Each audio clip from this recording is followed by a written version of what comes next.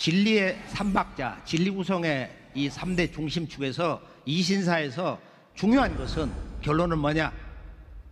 진리의 끝박자, 이 사라고 하는 이 사건, 역사 사건, 즉 인사, 모든 것은 인사로 매듭이 되는데, 인사로 결정되는데, 모든 우주의 변화의 길은, 도의 손길은 인사로 끝매듭이 되어지는 것이다.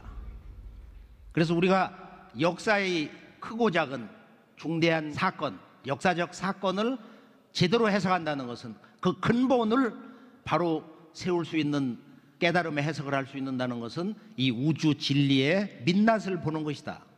우주 진리의 이법과 신도가 융합에 대해서 현상화된 사건의 기운, 정신을 제대로 읽는 것이다. 이제 이것을 인류의 새 역사의 중심 주제로 들고 나온 것이 바로 인간으로 신 천주님이 열어주신 천지공사다. 천지공사. 천지공사는 진리의 3대 중심 축에 해당되는 이신사의 바로 그 사다예요. 인사. 근데 그 인간의 구원 문제를 지금 천지공사로 제기를 하고 계세요. 인간의 구원 문제는 과거 공자석가 예수 성자들의 단순한 신법 도통이라든지 성령 도통만 가지고 되는 것이 아니다. 이제는 이게 문제가 너무도 복잡하고 판이 커졌다. 이거. 우주적으로 커진 거야. 그래서 이번에는 우주론 공부, 우선 진리의 삼박자에서 그 진리의 원천적 근본이 되는 이법, 우주관 공부.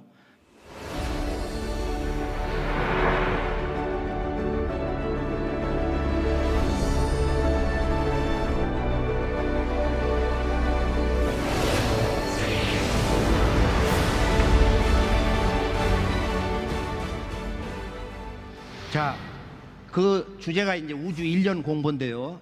선우천은 무엇인가? 선우천관의 중요성. 동서 고금의 우주론의 최종 결론이 우주 1년, 선천과 우천이다. 이 인간과 우주에 대한 진리 가르침에 가장 감명하면서 쉽고도 재미있고 충격적이고 우리가 궁금해 여기는 우리들의 인생의 문제에 대해서 도대체 이 세상이 지금 어디에 와 있냐? 어디로 가는 거냐? 앞으로 통일이 어떻게 이루어지는 것이냐? 우리들의 희망찬 인류의 새 희망의 새 역사 이야기, 그 모든 것이 우주 1년 소식에 함축되어 있습니다. 자, 그러면 이제 우주 1년의 중요성은 인류의 지난 1만 년 문명사에서 볼 때 사실은 마지막 진리 이야기다. 이것을 이제 우리가 크게 정리해서 다시 한번 묶어보면은, 지금 우리가 천하 대세를 읽을 줄 알아야 되는데 그 안목이 우주 1년 속에서 이렇게 총정리가 된다 이거예요.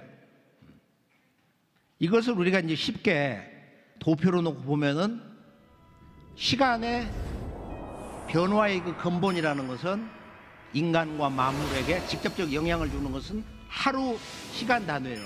하루 시간대 이렇게 낮과 밤이 바뀐다. 낮이 되면 나가서 일하고 몸을 움직이고, 밤이 되면 쉰단 말이야. 주야 동정. 이 동정 법칙, 하루 360일 자전하거든. 이것이 태양을 안고 1년 360일 봄, 여름, 가을, 겨울 돌고 나면 지구 1년 사계절이 생기는 거야. 하루, 지구 1년, 이것이 확장돼서 우주의 1년 시간대가 열리는 것이다. 우리가 하루도 보면은 낮과 밤, 이걸 넷으로 나눠서 아침, 점심, 저녁, 밤 이렇게 나누거든. 지구 1년은 추나 추동, 사계절. 인생의 사계절이 여기서 나오는 거야. 소년기, 청년기, 장년기, 노년기.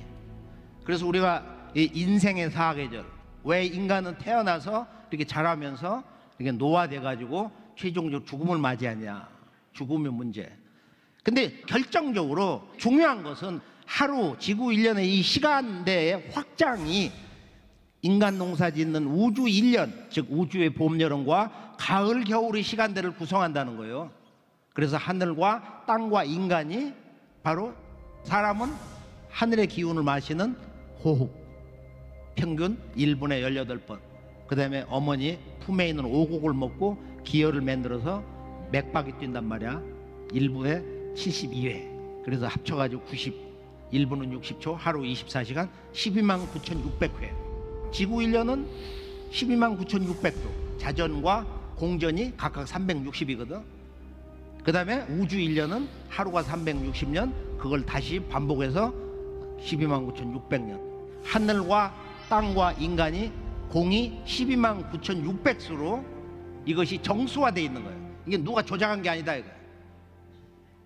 동의보감을 보면은 의자는 의원의 자냐, 사람을 고치는 자는 마땅히 말이야 이 천지의 이 시간 법칙을 알아야 된다. 이런 충언이 한 구절이 있습니다. 자, 우주 1년을 간단하게 정리를 해보면은 선천과 후천, 이 선후천 개벽관의 핵심이라는 것은 바로 하루의 시간, 지구 1년 시간 변화처럼 낮과 밤, 봄, 여름과 가을, 겨울 변화, 그것이 음양의 이박자로서 분열과 통일을 한다. 인간이 살아야 되는 우주의 두 하늘이 있다. 선천과 후천. 선천은 먼저 하늘이야. The early heaven이라고 번역을 했고, 온 인류가 새로운 진리를 통해서 깨져가지고 또 조상과 내가 하나가 되어서 마침내 새 우주의 궤도에 진입을 해야 되는 그 새 하늘이 바로 후천이다. The late heaven. 그래서 이 선천과 후천이라는 것은 우주과학 양자 법칙에서도 보면은 이 물질계라는 것이 이렇게 견고하게 덩어리로 되어 있는 것 같지만 사실은 불연속성이다 이거예요. 원자도 보면은 이렇게 중심 핵을 전자가 도는데 그 사이는 텅 빈 공간이야, 허공이야. 근데 그것이 너무 미세하기 때문에 인식이 안 되는 거예요. 그래서 이 선천과 후천이라는 것도 연속이면서 불연속적이고 불연속적이면서도 연속돼 있거든. 우주의 봄, 여름과 우주의 가을, 겨울로 연속적이지만은 끊어졌다 이거. 우주의 봄, 여름에서 여름이 끝나면 가을로, 후천으로, 선천에서 후천으로 직접 들어갈 수가 없다 이거. 그것은 왜 그러냐? 그것은 바로 진리 구성의 근본이 되는 우주 이법, 대자연의 변화 법칙이 다르다. 하루도 보면 우리가 아침에 툭툭 털고 일자리로 나가 몸을 움직여. 낮에는 태양이 뜨고 밤에는 달이 뜨고, 양시대 음시대 분열 통일의 이런 음양 이박자 리듬을 가지고 생명 활동을 한다. 인간이 꼭 살아야 하는 전체 시간대를 크게 우리가 선천과 후천으로 구분하는데, 이것은 인간으로 오신 아버지 하나님이 처음으로 말씀을 하신 것이지, 이 선천과 후천은 과거 어디에도 선후천이라고 하는 바로 인간 농사짓는 우주 일련의 이야기가 체계적으로 정리된 사상이 없었고 그런 진리를 가르쳐준 성자가 없었다. 선천의 공자석과 예수 성자도 이 우주 일련의 시간대를 알 수가 없었다 이거예요.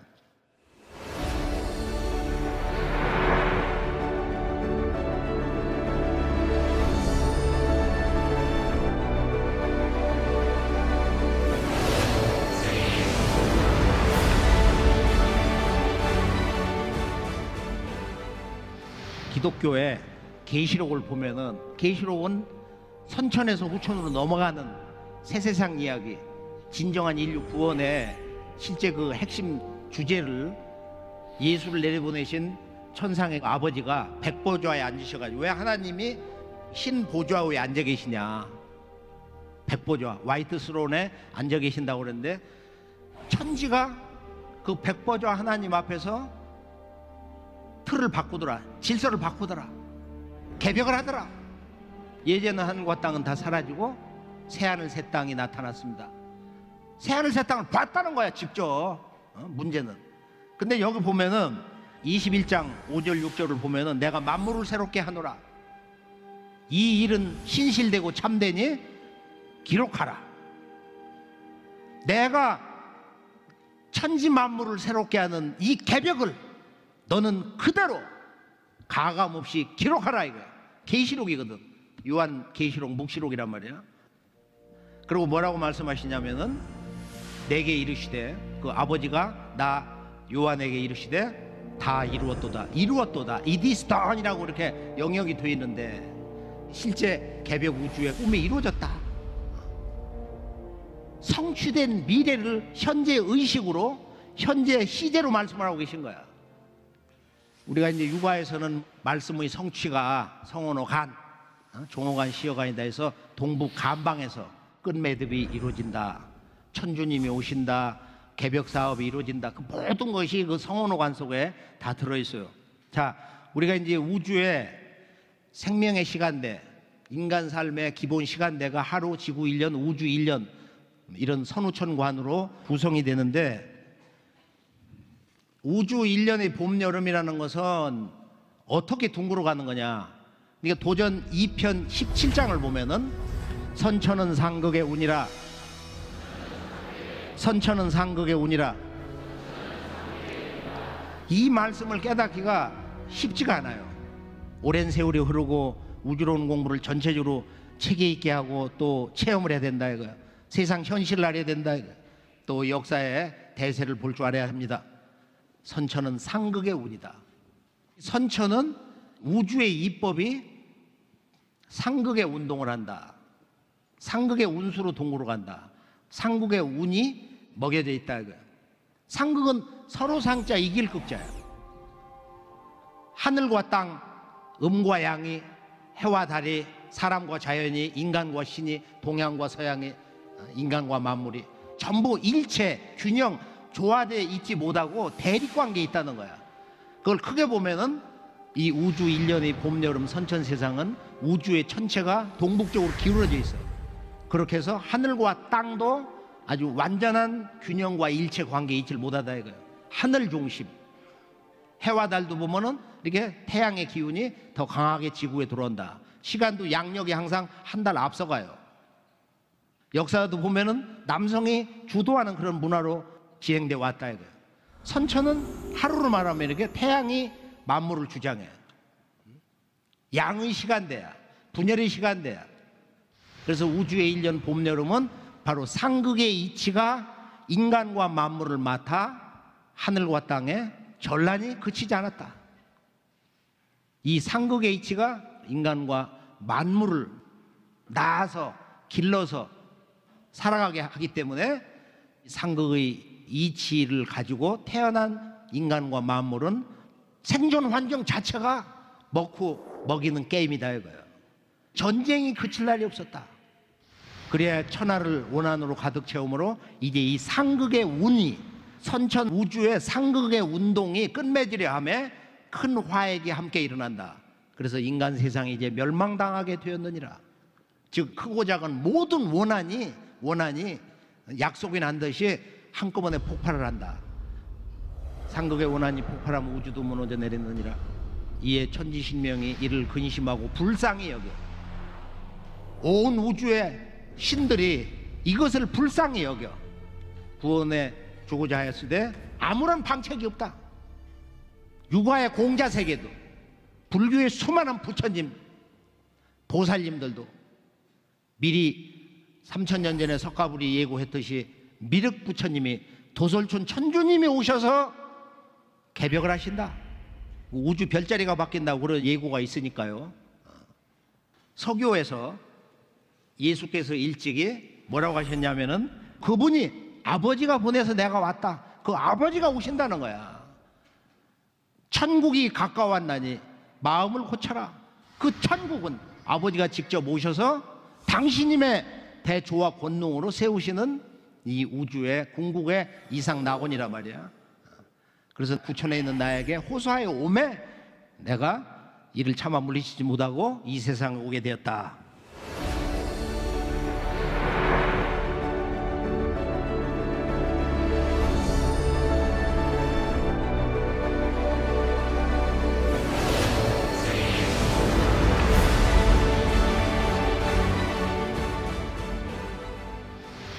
천지공사는 크게 우리가 대의를 보면은 이게 천지의 질서가 잘못되어서 인류가 고난을 받아왔다.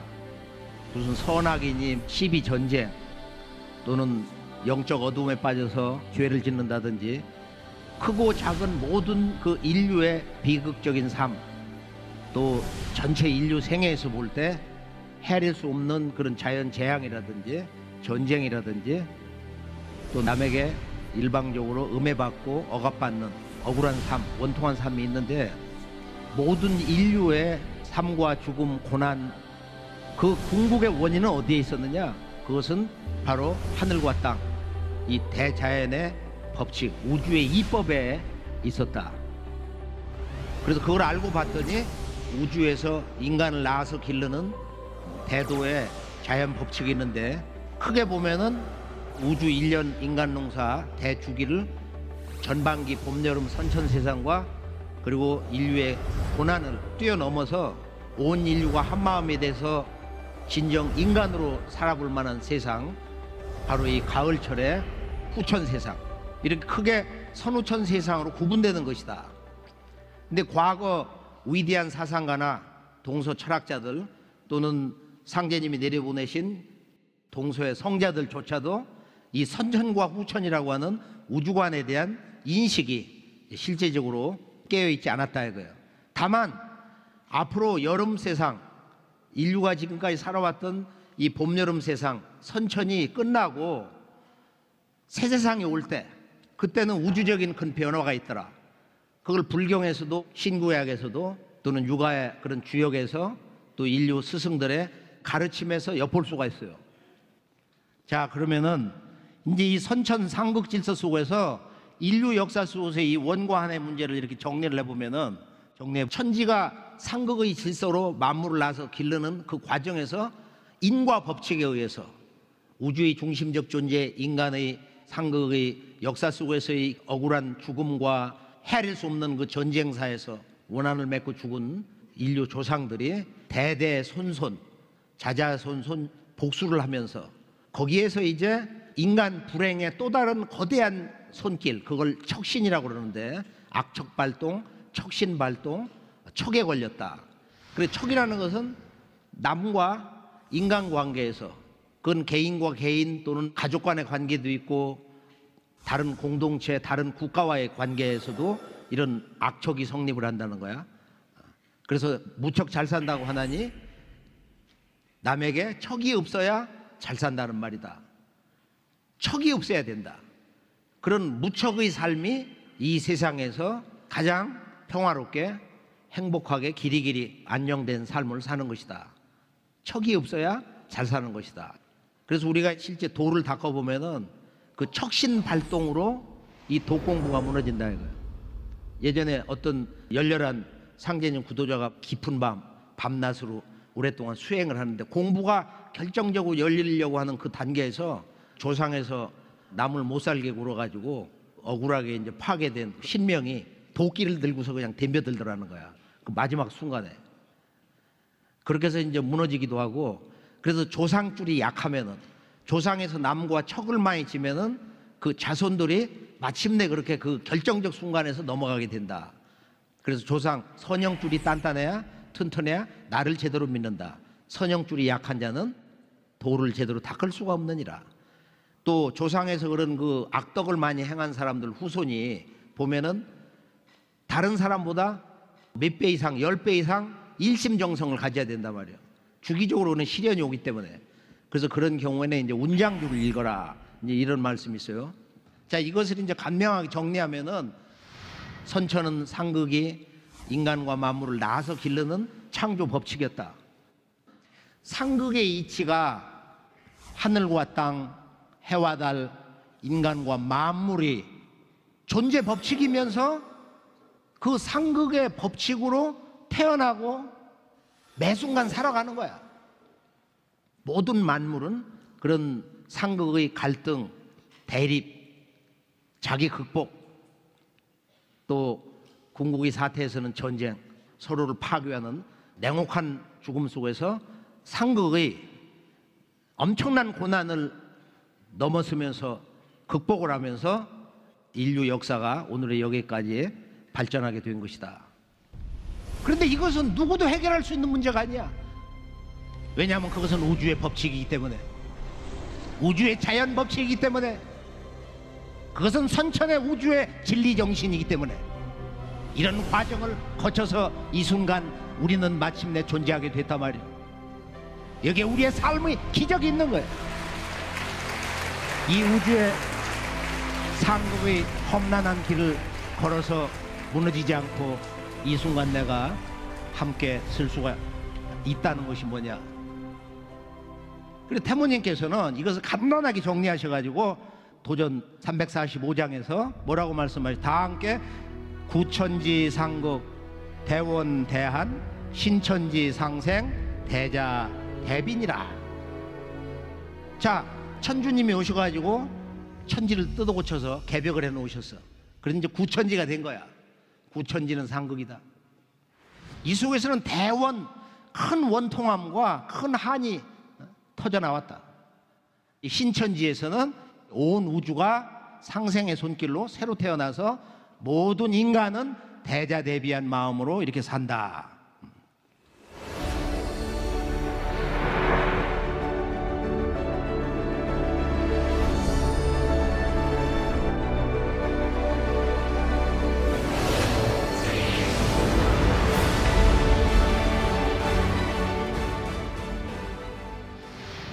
자, 그러면은 이제 우주의 봄, 여름, 이번 우주 1년에서 지금 129,600년을 한 주기로 해서 우주에서 인간 농사를 짓고 있어요. 우주의 봄, 여름, 이 선천. 우주의 봄이 열리는 게 선천 개벽이야. 우주의 희망의 큰 시간대, 우주 가을철이 열리는 게 후천 개벽이다. 지금은 우주의 봄철, 여름철을 다 지내고 이제 이 여름철 성장의 극에서 성장 분열의 그 극한 시간대에서 가을로 넘어가는 그 관문에 살고 있다. 지금은 하추 교역기다 말이야. 여름이 이제 가을로 넘어가는 때다. 이 인간의 삶의 목적이라는 건 뭐냐? 크게 보면은 우주의 그 시간대 방향이 봄은 여름을 위해 있고 여름은 가을을 향해 가는 거야. 즉 선천 봄 여름, 우주의 봄 여름 시간대는 오직 이 성숙과 통일 그리고 결실을 하는 가을을 향해서 매 순간순간 흘러가고 있다. 그러니까 우주의 법칙으로 볼 때 인류사 나아가서는 이 우주 역사의 전체 진행 과정이라는 것은 바로 봄에 인류가 태어나서 여름철까지 성장을 하며 봄, 여름에 그 문명의 깨달음의 진액을 다 거둬서 가을에 열매를 맺는 것이다 이거예요. 그렇다면은 우리가 이 문명의 진화의 법칙상 과거 공자, 석가, 예수 이런 위대한 성자보다도 훨씬 더 월등히 높고 더 존귀하고 더 도가 높으신 그런 무상의 도를 가지고 오시는 그분이 마침내 오시는 그 한 분이 이 여름과 가을이 바뀌는 우주의 환절기 개벽기에 이 가을 우주의 열매 진리를 인류에게 마지막 구원의 큰 선물로 내려주시는 것이다. 바로 그분이 누구냐? 불가에서 선언한 도솔천 천주님, 우주 중심 하늘 도솔천에 계시는 하나님이다. 미륵불이다. 그분은 단순한 그런 부처가 아니다. 도교에서 신선의 그 대명사 여동분이라는 분이 그분이 바로 상전입니다. 우주 통치자더라. 천상에 가서 직접 보니까. 근데 이게 인식이 그렇게 안 돼 있는 거야. 상제 따로 미륵불 따로 천주님 따로 서양에서 믿는 아버지 하나님 따로. 하늘에 계신 아버지가 바로 근현대사의 출발점에 오셔서 개벽 후 5만 년에 내가 처음이로다. 즉 5만 년 만에 우리가 처음으로 새 우주가 열리는 개벽 소식을 제대로 온전하게 완전하게 듣게 된 것입니다.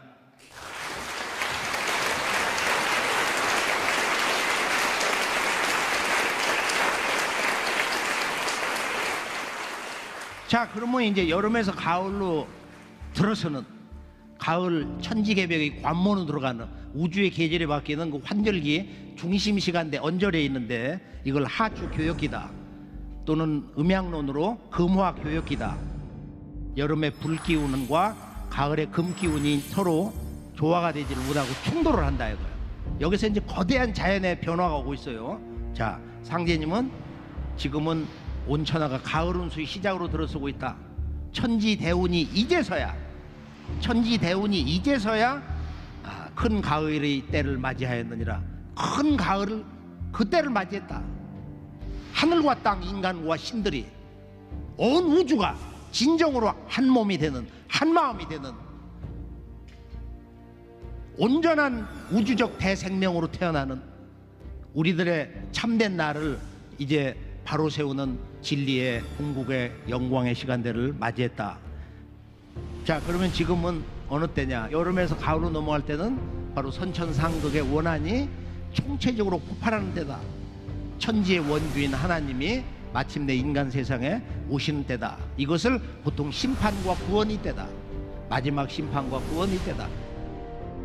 진리의 큰 틀에서 볼 때 종말론의 허구와 그 실상이라는 건 뭐냐? 그건 종말이라는 건 없고 천지의 계절이 바뀌어서 진정으로 인류가 살만한 새 세상, 인류의 그 꿈과 소망이 완전히 우주적으로 성취되는 새 세상에 그때를 맞이한 것이 기성 종교에서 말한 말법 또는 말세 심판이라든지 마지막 심판 그 내용인 것이다. 그러나 실제 우주의 계절이 바뀌면서 환절기에서 엄청난 대변화가 온단 말이에요. 한마디로 지금은 선천 상극의 문명이 총체적으로 해체되는 때다. 동시에 후천 가을 통일 대문명이 천상이 아닌 바로 이 땅 지구에서 우리가 살고 있는 이 지구상에 건설이 되는 때다. 이제 여름철 말해서 가을로 넘어갈 때 이 천지 변화 대세에 대해서는 선천 기존 문화권의 인간에 대한 가르침, 삶의 방편적인 진리 가르침으로는 근본 문제를 인식할 수조차 없으며 전혀 해결할 수가 없다. 그래서 석가공자 예수 동서 인류를 태고로부터 내보낸 원우주의 주인 상제님이 마침내 인간 세상에 오시게 된 것이다. 그것이 역사의 결론이요 모든 종교의 인류 구원에 대한 최종 결론이었단 말이에요. 이것을 이루기 위해서 인간 세상에 오신 천주님이 여름철 말에 오셔서 선천상극의 이법을 해소하면서 이 상극에서 상생을 배태시켜서 해원상생으로 새 천지 또 인간과 신명의 그 역사를 개벽해 놓으셨다. 해원과 상생이 아니면은 이 세계를 그 누구도 바로 세울 수가 없다. 건져낼 수가 없다.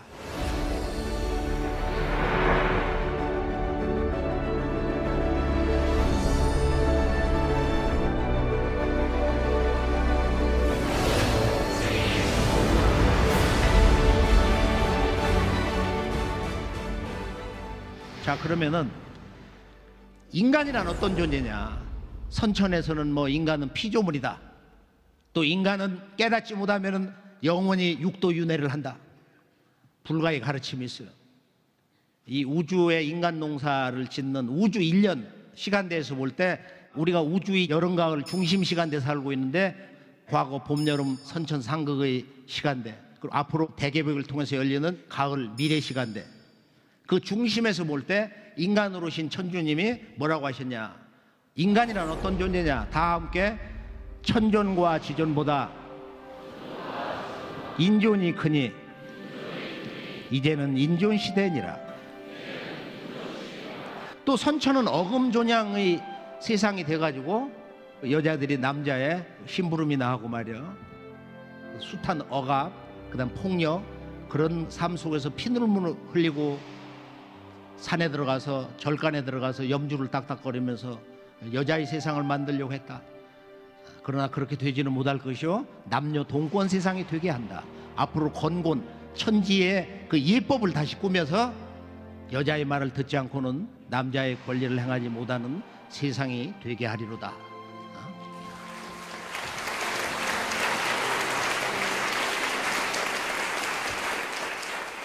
그래서 선천상극을 이제 후천 해원상생으로 인류 역사 전개 방식, 인류 역사 경영 방식, 인류 역사 문명의 질서를 그 틀을 대세를 이렇게 돌려놓으시고 이제는 인존 시대다. 천존과 지존보다 인존이 크다. 즉 모든 인간이 하나님의 신성을 회복하는 하나님으로서 사는 시대, 모든 인간이 하나님인 시대, 이것이 바로 후천 인존 시대다. 천주님이 인간 세상에 오셔서 이제 개벽기를 맞이하면서 인간의 본래 우익격이 이제 바로 서게 됐어요. 다시 말해서 인간이 이 대우주의 가장 존귀한 중심적 존재다. 그래서 모든 것은 사람을 통해서 이루어야 되기 때문에 이 우주의 통치자, 지존무상의 하나님, 천주님도 여름의 말에서 가을로 넘어갈 때 마침내 인간 몸을 가지고 역사 속의 한 인간으로서 인류를 건져내는 가을 우주 창조 대역사를 행하시게 된 것이다.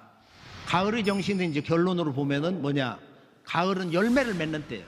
그 열매를 맺는 방식은 한 그루 나무도 모든 생명의 그 진액이 수기가 뿌리로 내려가면서 이파리가 떨어지고 동시에 열매를 맺는다 이거예요.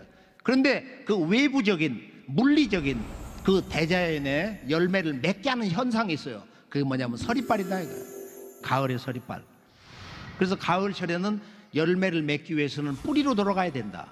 근원으로 돌아가야 된다. 다시 말해서 나의 뿌리를 찾아야 된다.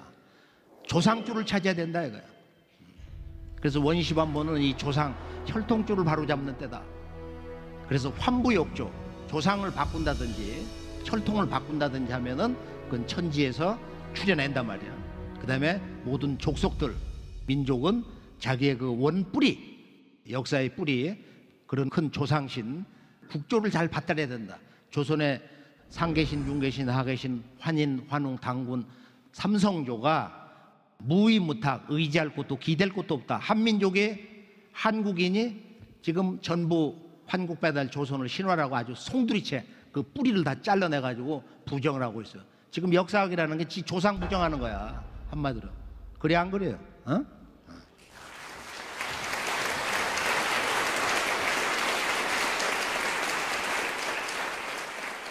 그래서 우리가 이 가을 개벽기를 맞이해서 선천 성자들은 물론 그렇게 가르칠 수밖에 없었지만은 무슨 죄를 져도 믿음만 가지면 다 용서돼서 죽어서 천국 가고 불국토도 간다.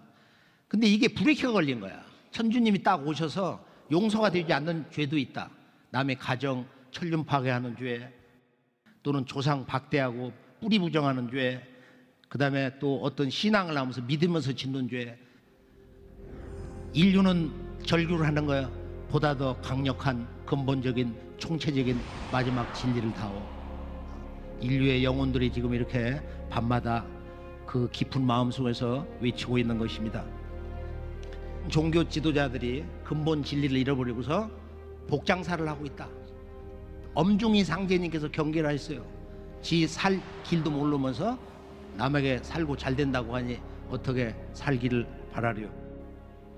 우주 일련의 최종 결론은 뭐냐?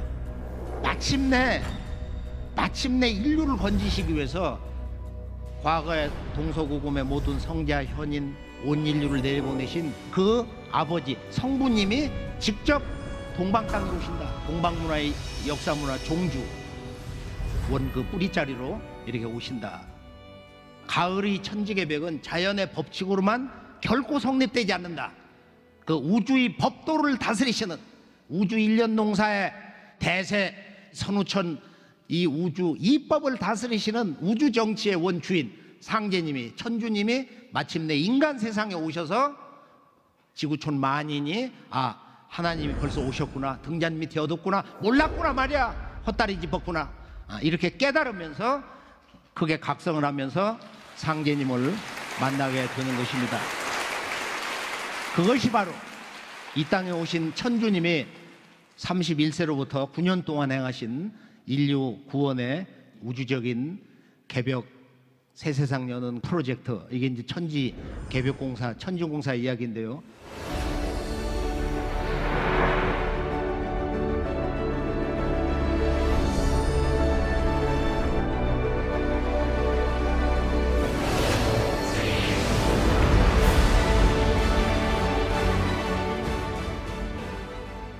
자, 교법의 오늘 본론 세 번째 말씀에서 이 땅에 오신 천주님이 행하신 인류 구원의 성업, 천지 개벽공사 이야기.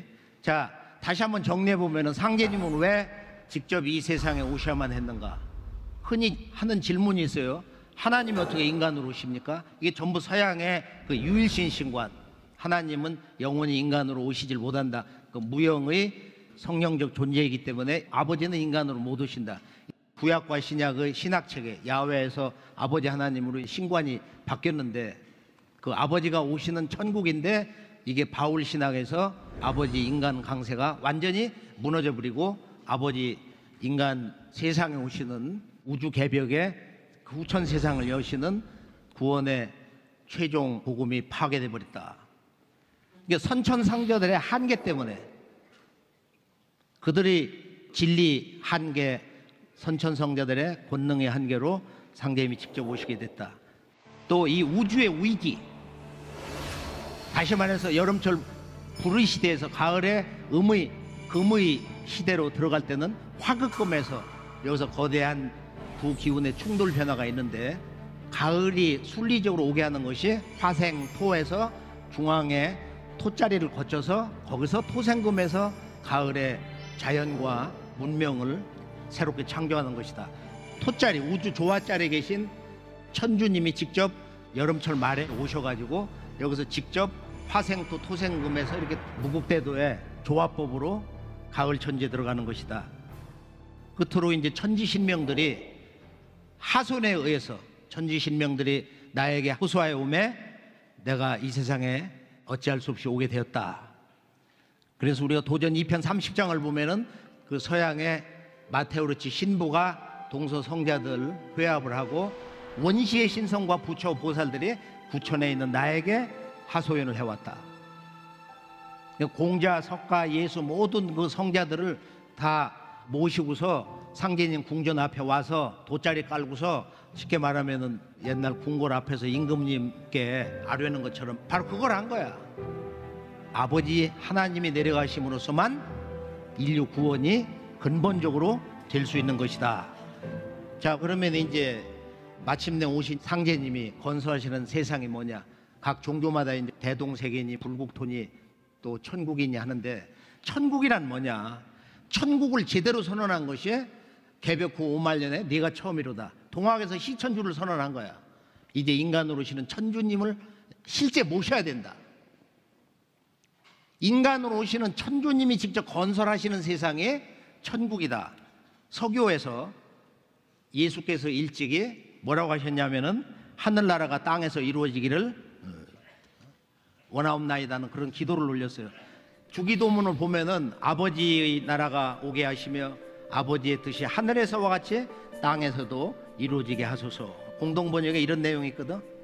서양 기독교의 인류 구원의 최종 결론은 죽어서 천국 가는 게 아니라 아버지 하나님이 인간 세상에 오셔서 당신님이 직접 건설하시는 이 땅 위에 천국의 소식이다. 이것을 바울이 왜곡을 했다. 아브라함이 인류의 조상이며 예수가 다시 재림함으로써 믿는 자들이 들림을 받아가지고 허공에 올라간다는 거예요. 여기는 아버지가 인간 세상에 오실 수 있는 구원의 여지가 전혀 없다. 그럼 천지공사란 뭐냐? 천지공사는 인간으로 오신 상제님이 이제 인류를 구원하시기 위해서 이루신 일인데, 천지공사는 문자 그대로 천지를 바로잡아서 인류를 건지시는 천주님의 공사, 상제님의 구원사업, 또는 이 천지의 상극의 질서를 바꿔서 하늘과 땅, 인간과 신들을 함께 건져내는 우주의 통치자 하나님, 상제님의 구원사업이다. 상제님께서 이것을 정의하실 때 나의 일은 천지를 개벽함이 천지공사니라. 내가 하늘도 뜯어고치고 이제 땅도 뜯어고친다. 어떻게 보면은 천지를 완전히 새로 창조하시는 거야. 사실은 이 천지 개조, 뜯어고치는 일이 창조보다, 처음 만드는 것보다도 더 어렵다. 이런 인식을 하는 학자들도 과거에 있었습니다. 그래서 우리가 간단히 정리를 해보면은 내가 이제 혼란기 짝이 없는 말대의 천지를 뜯어고쳐 새 세상을 열고 비겁에 빠진 인간과 신명을 널리 건져 각기 안정을 누리게 하리니, 이런 말씀도 있고, 또 도전 2편 16장 이제 온 천하가 병이 들었느니라. 내가 3개 대권을 주재하여 조라서 천지를 개벽하고 선경을 세우리니 나는 옥황상제니라. 이제 온 천하가 병들었다. 이 온 우주, 하늘도 병들고 땅도 병들고 모든 인간의 마음도 몸도 영혼도 병들었고 천지 안에 있는 모든 신명들도 병들었다. 이 우주는 한 몸이기 때문에 온 천하가 병이 들었다. 그리하여 하늘도 뜯어고치고 땅도 뜯어고치지 않을 수가 없노라. 이게 이제 천지 개벽공사인데, 이제는 이 병든 천지를 바로잡아야 된다. 선천은 상극의 이치가 인간과 만물을 낳아서 길렀기 때문에 매 순간순간 상극의 원한이 축적되고 축적이 돼가지고 이것이 폭발한다 이거예요. 그래서 이때는 선천에 운은 다 가고 후천에 운이 닥쳐오므로 이제는 모름지기 새 판을 짜야 되는 때다. 하늘과 땅 또 인간의 이 새 역사 판을 완전히 새로운 방법으로 짜야 되는데, 예전에 알고 행한 법으로는 폭이 잡혀서 저거 불교 기독교 어디서 뭐 따온 거라고 그럴 거 아니야. 그래 나는 오직 남무르는 법으로, 판밖에 남무르는 법으로 일을 꾸민다.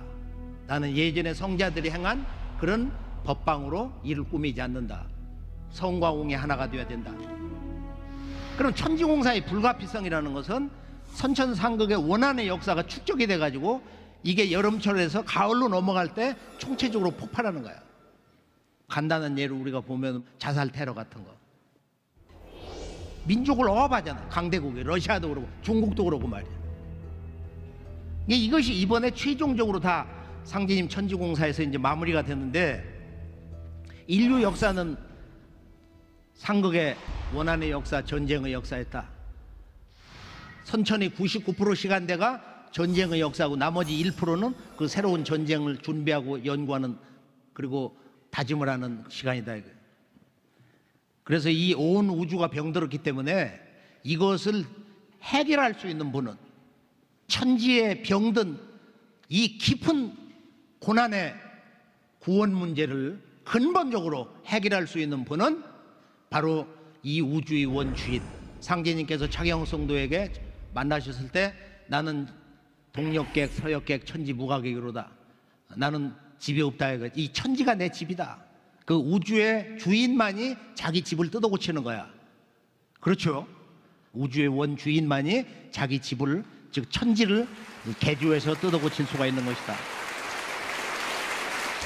그래서 이 말씀을 우리가 한번 다시 정리를 해보면은 도전 4편 16장에 정리가 아주 잘 돼 있는데, 이제 예로부터 쌓여온 원을 풀어 그로부터 생긴 모든 불상사를 소멸하여 영원한 화평을 이루리로다. 선천에는 상극의 이치가 인간과 만물을 맡아 모든 인사가 도에 어그러져서 원한이 맺히고 쌓여 삼계에 넘침에 마침내 살기가 터져나와 이 세상의 모든 참혹한 재앙을 일으키나니, 그러므로 이제 천지 도수를 뜯어고치고 신도를 바로잡아 만고의 원한을 풀며 상생의 도로서 성경의 운수를 열고 조화정부를 세워 함이 없는 다스림과 말 없는 가르침으로 백성을 교화하며 세상을 고치리라.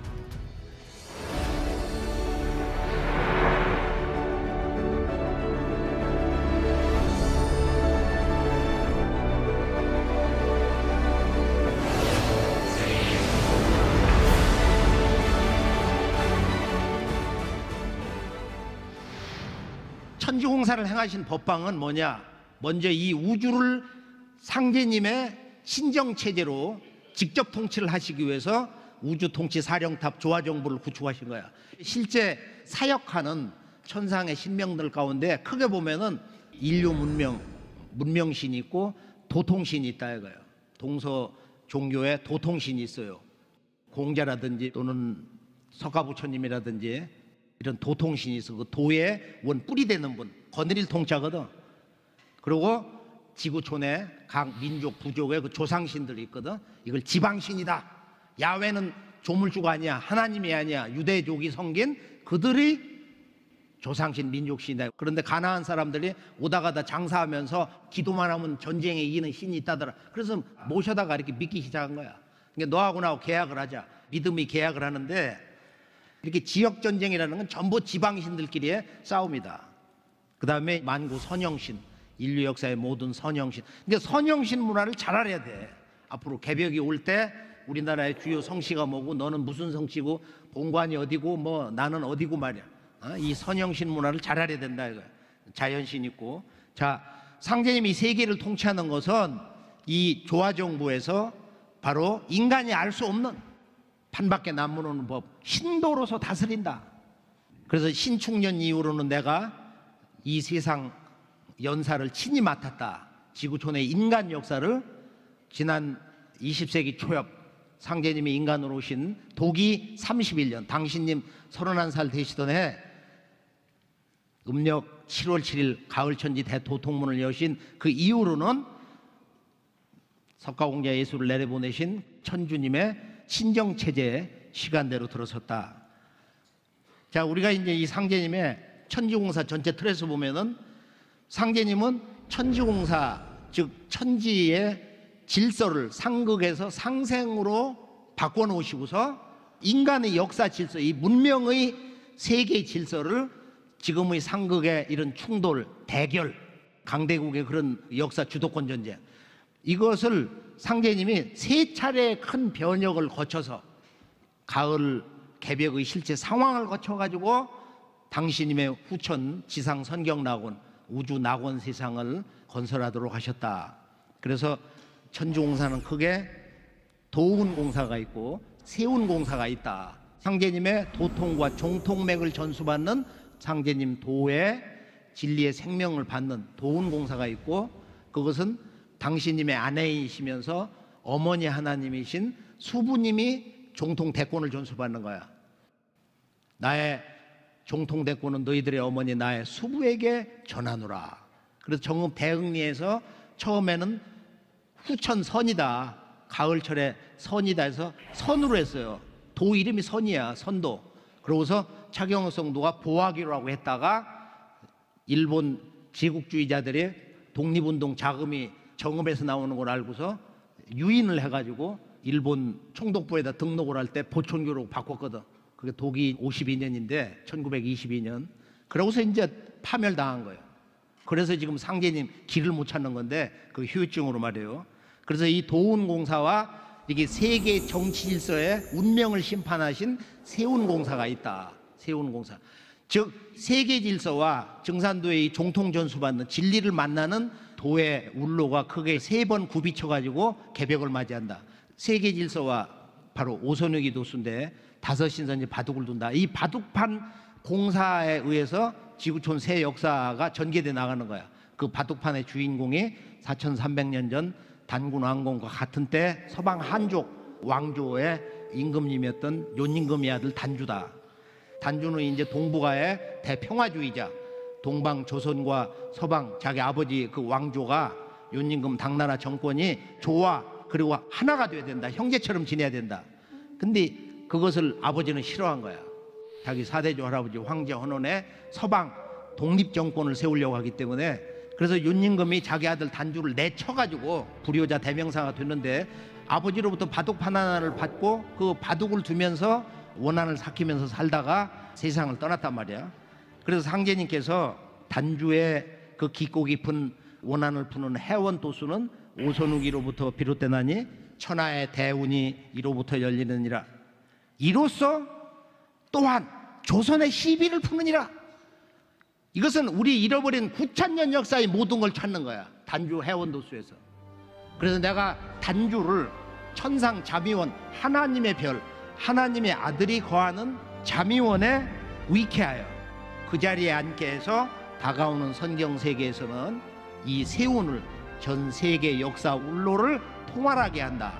그래서 이 지구 역사를 통일하는, 세계를 통일하는 천상의 제왕신이 단주다.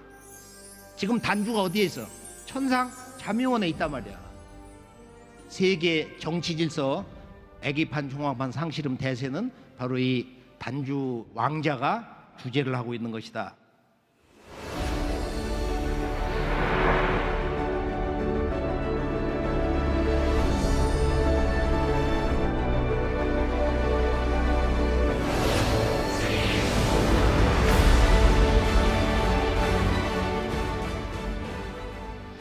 자, 우리가 도전 5편 6장과 7절을 보면은 이 세계 정치 판도가 씨름판 도수로도 말씀하시는데 애기판과 총무판이 지난 뒤에 상씨름으로 판을 마치리라. 씨름판 때는 조선의 38선에 두고 세계 상씨름판을 붙이리라. 당시에 서양 제국주의가 몰려와가지고 최후의 제국주의 침공의 마지막 귀처가 조선 땅인데 독일, 영국, 미국, 일본, 청나라, 러시아 세계 열강이 다 모았다 이거예요. 그래서 이제 조선이 목구멍까지 넘어갔노라. 지금 조선이 넘어간다고, 동양이 넘어간다. 동양이 지금 목구멍까지 다 넘어갔다 하면서 상제님이 혼절을 하시면서 넘어가는 동양의 기운을 끌어서 잡아 당겨 놓으시거든. 이렇게 지난 100년의 상제님 천지공사에서 이 세운과 도운공사는 대세가 보면 근본은 세운 중심으로 볼 때는 이게 대전쟁공사라고. 현아대세가 씨름판과 같으니 애기판과 총각판이 지난 뒤에 상씨름으로 판을 마친다. 상씨름은 세계 상씨름판이다.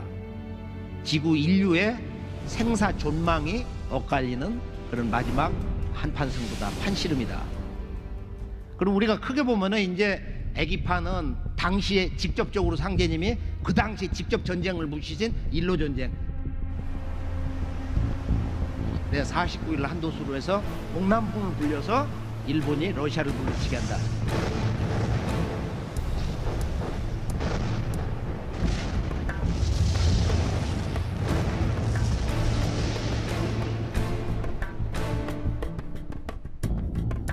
이게 발태감대 괴멸 사건인데, 그리고 이제 이것이 1차 세계대전으로 확전이 되고, 그리고 윌슨 대통령이 나와가지고, 이 윌슨 대통령은 이제 그 유명한 그 신학교 총장님을 했는데, 인간에 대해서 약소민족에 대한 아주 지극한 그 하나님의 사랑을 가슴에 품고 있는 사람이야. 그렇게 해서 약소민족 해방을 이렇게 선언을 하고 그러거든. 이에 대해서는 이제 상제님이 뭐라고 말씀을 하시냐면은, 이 공사의 결정으로 인하여 천하의 모든 약소민족도 조선과 같이 제 나라 일은 제가 주장하게 되리라.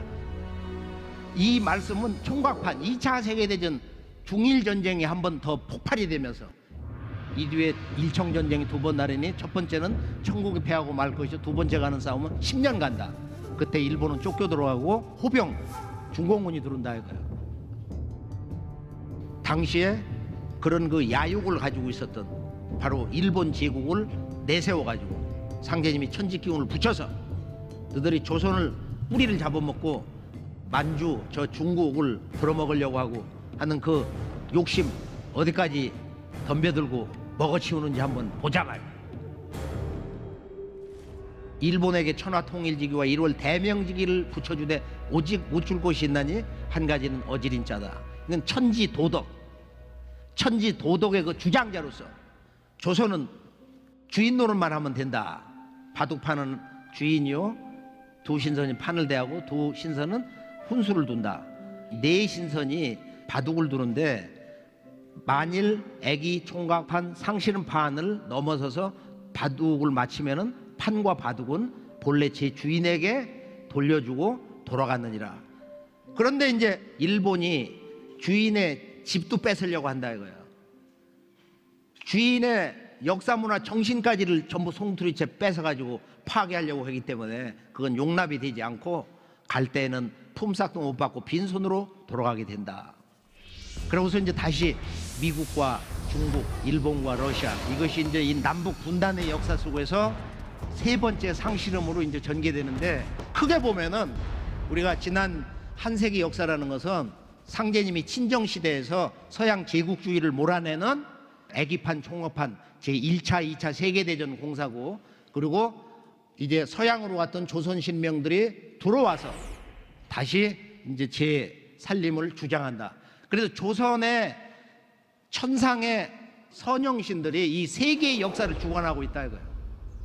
이 세계의 역사 판도를 바로 세우는 그 주인공은 선천 지난 1만 년 역사의 원형문화의 원 창조자인 환국배달 조선 신명들이 지금 세계 역사를 천상에서 상제님의 천명을 받아서 주관을 하고 있다.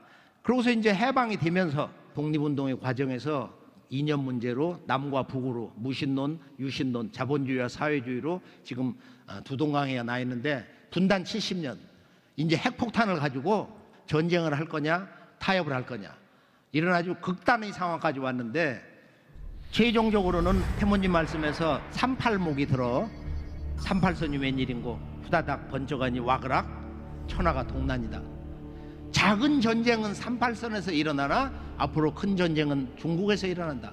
중국은 이제 그 주변 뭐 남쪽 저 서쪽 동남아 지역도 그러고 또 내부적인 그 55개 탱크로 밀어붙여서 지금 억압하고 있는 소수민족 서방 그 위구르 동네를 가가지고 아침 저녁으로 이렇게 걸어보니까 그 사람들이 아주 중국에 대해서 그런 원한이 너무 깊어가지고 중국말을 안 배워. 가서 보니까 위구르족들이 우리는 우리 식대로 산다 이거. 그 사람들 원 뿌리가 돌골저이거든. 동방 서양 사람들하고 많이 살아서 이제 얼굴이 이렇게 좀 서양화돼 있는데, 그래서 이 깊고 깊은 지구촌에 억압받는 사람, 억압받는 그런 부족 민족, 바로 이것이 이번 마지막 상실음판에서 가을 천지의 인존 문화, 인간의 그 절대 존엄 인존을 세우기 위해서 마지막 대폭발을 하는 것이다. 여기는 이제 총체적인 지구 대위기의 그런 과제들이 터져 나온다 이거야. 이런 대지진 또는 뭐 자연재앙. 그 대세가 뭐냐 결론이. 자, 서양과 미국은 수판으로 넘어간다 이거야. 국가가 해체되는 거야.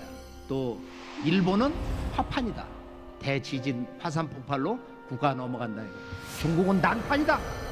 이게 지구촌에 가지고 있는 그 모든 제국주의의 고질적인 병폐가 중국에서 총체적으로 터지는 거야. 얼마나 많이 희생이 되겠어요. 큰 전쟁은 중국에서 난다.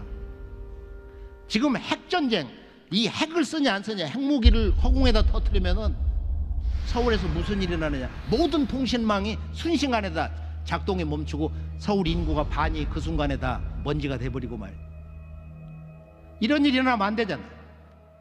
그러니까 바로 이 핵전쟁을 어떤 방식으로 해결하느냐, 그건 북한이 가지고 있는 핵 문제가 아니고 지구촌의 모든 재래식 무기, 모든 핵무기, 수소폭탄, 중성자탄, 이런 크고 작은 모든 천지 여름철 불덩어리, 그 기운에 의해서 인간의 이성과 또는 이런 기술체계에 만들어진 이런 무기를 완전히 다 해체시키는, 이것이 상실음판 절정에서 나오는 천지 불묻는 화둔공사다. 그래서 이 화둔공사가 어떤 방식에 의해서 바로 이 핵전쟁의 문제가 해결이 되는 거냐 하는 것을 우리가 더 깊이 있게 도전을 10번에서 20번, 20번에서 50번, 50번에서 100번 이상 그렇게 늘 읽으면서 상제님의 천지공사 공판, 그 역사 정신, 진리의 마지막 끝박자, 인류의 마지막 구원의 그 인사, 마지막 최후의 바둑 한 점이 어떻게 결정되는 거냐.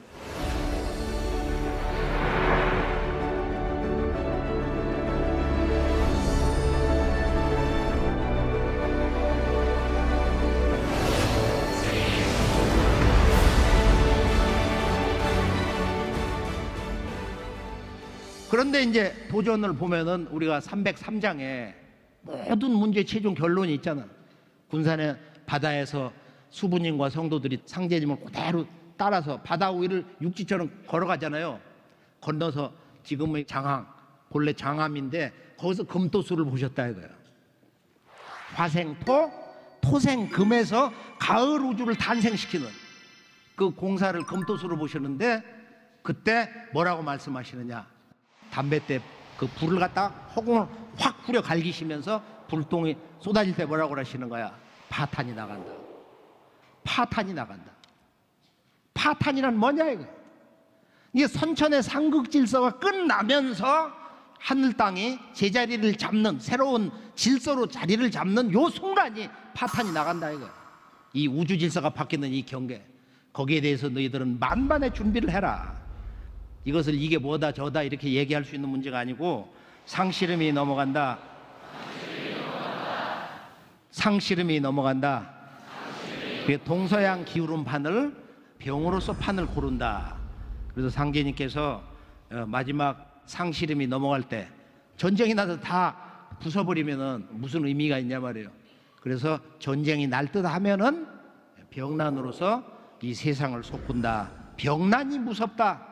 앞으로 나는 병난이다. 그렇다고 전쟁이 없는 거냐? 천지전쟁이 뭐냐? 도전을 보라.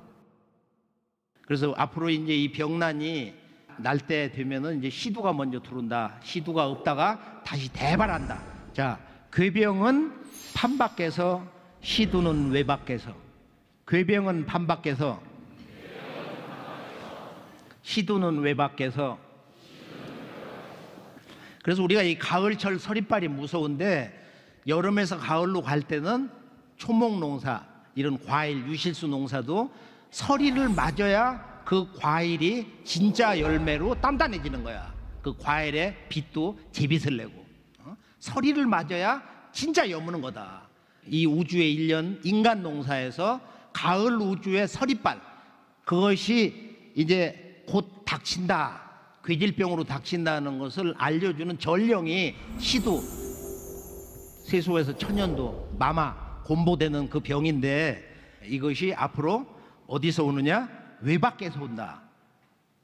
가을 서리빨로 오는 그 이름을 알 수 없는 병나는 이제 서해 바닷가에서 오고, 남북 한 49일 전 세계 3년을 휩쓴다. 이거 한 사람도 남녀노소 빼놓지 않고, 뭐 부한 자, 귀한 자, 권력 가진 자, 뭐 착한 자, 뱃속에 어린 나이 할 거 없이 그 누구에게나 이 이름을 알 수 없는 궤병이 온 인류를 엄습을 한다. 그래서 우리가 인간으로도 젊을 때 또 어릴 때 이렇게 성장통이 있단 말이야. 부모에게 막 반항도 하고 그러면서 컸어. 이제 인류가 이렇게 커서 인류 의식이 이렇게 진화를 했어요. 보다 더 성숙한 온 인류가 한 형제가 되기 위해서, 형제 자매가 되기 위해서는 이제 이 인간으로 오신 모든 성자들을 내려보내시고, 모든 인간과 만물과 온 우주를 다스리시는 천주님, 천상의 그 하나님, 상제님이 오셔서 이 무국대도 통해서 온 인류가 진정한 인존의 인간으로서 거듭나는 것이다. 오늘 이제 상제님이 이 세상에 오신 목적이, 병난 때는 오직 의통을 알아둬라. 내가 너희들에게 의통을 전수한다. 동서양의 전쟁은 병으로서 판을 고르리라. 마음 불량한 놈은 다 죽으리니 천하인종을 병으로서 꾸리라. 이제 개벽하고 나면 이제 조상신들이 춤을 추면서 내려오고 인신 합덕이 된다. 내 세상은 조화의 세상이요 사람과 신명의 하나가 되는 세상이다. 상제님이 어느 곳을 가시다가 또랑문에 이제 다리를 담그시고, 다리를 닦으시려고 그러는데 송사리 때가 갑자기 모아드는 거야. 근데 상제님 아차차 아차차 그러시면서 슬퍼하셨거든. 천하창생이 저 송사리 때처럼 먹고 살려고 껄떡거리다 다 죽을 일을 생각하니 허망해서 그런다, 안타깝고 불쌍해서 그런다 하시면서 허망하다 허망하다 허망하다 하시면서 슬퍼하셨거든. 그리고 어느 날은 목 놓아서 흐느껴 울으신 날도 있다 이거야. 아무리 내가 다 살리려고 해도 다 건질 수 없으니 어찌 원통하지 아니하리요. 그래서 결론은 우리가 진리 공부에서 크게 보면 책 공부, 용 공부가 있는데, 그 진리의 근본을 보는, 그리고 내 몸속에 있는 진리의 그 체, 뭐 그건 우리가 신법으로도 얘기할 수 있지만, 내 몸속에, 내 마음속에 부여된 이 우주의 이법, 그걸 성이라고 그러거든. 인간의 본래 마음, 네이처, 성이라고 그러는데, 그래서 내 몸에 있는 진리의 근본, 바탕, 그 중심, 뿌리, 밑자리, 이 체 잡는 공부를 해야 된다 이거야. 크게 보면 이제 우주관이고, 그리고 그것을 직접 체험하는 이제 신법 닦는, 그리고 이제 상제님의 천지 조화 기운을 받아들이는 이 책 공부인데, 이것은 무엇을 위해 있는 거냐? 용 공부를 해서 있는 거야. 우리 몸이 여가 중심, 몸이 체라고 하면은 이 사지를 통해서 움직이잖아. 이걸 통해서 우리가 활동을 하고 뭘 이룰 수가 있다 이거예요. 그래서 우리가 진리를 전수받고 진리를 공부한다는 것은 무엇을 위해서? 오직 하나, 용 공부, 살려내기 위해서. 살려내기 위해서 너희들은 손에 살릴 생자를 쥐고 다닌다. 태사부님이 나 사는 성스러운 진리로 남도 살려줘야 한다. 한 사람이라도 더 살려서 데리고 넘어가야 되지 않냐. 제주도 가보면 70년 상제님 도 닦은 양반은 그래, 초기 증언 내용 가운데 완전하게 받아들일 수는 없는데 일본 사람은 10만 밖에 못 산다. 근데 상제님 원본 말씀이 도전해 있어. 일본은 시종자 찾기도 구하기도 어렵다. 국가가 완전히 다 없어지는 거야. 불과 몇 시간 사이에. 이런 대변혁이 오기 때문에 너희들은 누구에게나 3번은 권해보아라. 그래서 오늘 상제님의 9년 천주공사라는 건 워낙 호탕탕하기 때문에 도전 4편과 5편 또는 6, 7, 8, 9, 10 뭐 11편까지 다 천주공사인데 도전을 최소 1차 10번 이상 이렇게 보셔가지고 상제님 성품 말씀을 서로 연결해서 종합해서 볼 수 있는 여유가 생겨야 된다. 그 전까지는 도전을 읽어도 제대로 이해를 할 수가 없어요. 늘 천지주와 태을주 아침 저녁으로 또 틈틈이 읽으면서 그렇게 해서 이 진리 대의를 잘 보고 진리를 구성하는 세 가지 근본 요소, 이신사, 진리의 첫 박자, 중심 박자, 우주의 진리 최종 마무리를 짓는 우주의 진리 얼굴을 보는 이 역사적 사건에 대한 그 해석의 문제. 우리들의 삶의 근본 최종 목적은 이 여름철에 인간 세상에 오시는 성부님 아버지를 만나는 삶의 과정이다. 진리가 생명이다. 진리가 우리들 영혼의 진정한 영원한 생명이기 때문에 우리는 진리를 만나기 위해서 존재하며 그 마지막 진리를 만나기 위해서 인간으로 오시는 천주 아버지의 진리를 마침내 삼생인연으로서 조상의 60년, 100년, 1000년의 기도를 통해서 만나기 위해서 우리가 이 세상에 나와서 방황을 하고 있는 것이다. 오늘 모든 이 태을고 도생들에게 오늘 이 도전 강의 시간 큰 의미를 다시 한번 우리가 되새겨보고요. 행법 신나게 도공을 하고 왜 수행을 해야 되나 하는 것을 체계 있게 한번 정리를 해보기로 하겠습니다.